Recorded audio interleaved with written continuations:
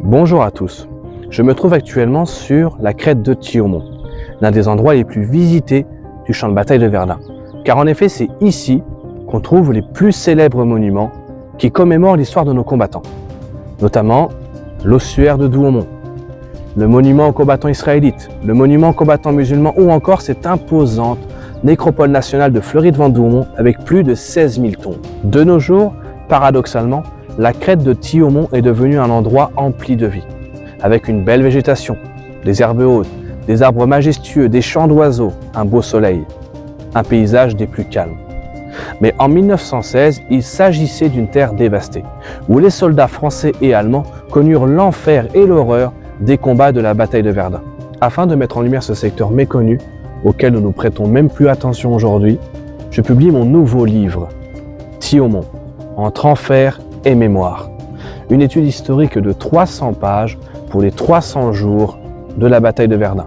Aujourd'hui, une terre de paix sur laquelle repose le berceau de la mémoire combattante. Découvrez Thiaumont, l'un des pires secteurs de la bataille de Verdun.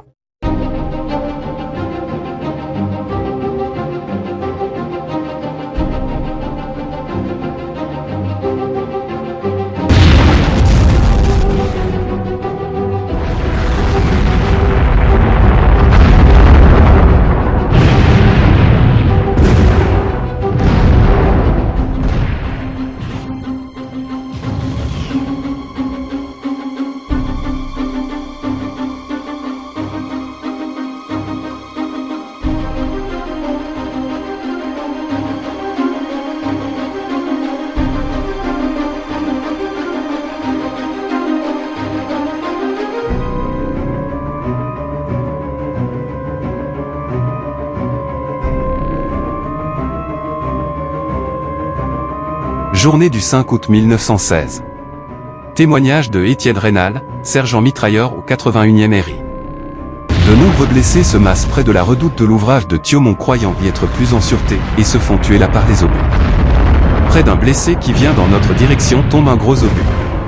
Un cadavre en décomposition est soulevé par l'explosion à plusieurs mètres de hauteur et, en retombant, s'écrase sur le blessé. Le malheureux vient vers nous en courant. Il est tout couvert de débris humains et dégage une odeur insupportable. Nous lui crions d'aller au poste de secours, car nous n'avons rien pour le soigner. Il passe devant nous, en hurlant et s'en va au hasard, il a sans doute perdu la raison.